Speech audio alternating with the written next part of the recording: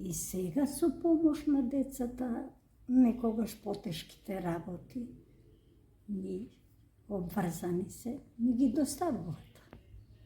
Носење, купување потешки работи ми доставуват децата. И затоа сум дојдена тука, поблиско до нив, за да можам да функционирам. До сега се трудам сама. Уште си ги обавувам домашните работи, потреби шо треба за живење, али кој ќе дојде време со годините да отежнам више, да не можам да си функционирам нормално како до сега,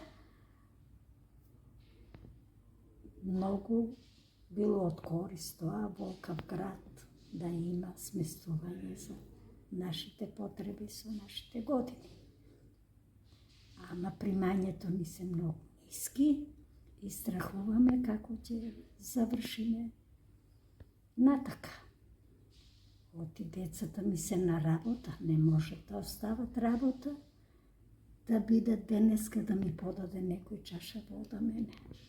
Ќе треба, а она е на работа, обврзана, што мора и она еден ден да биде пензионер како мене.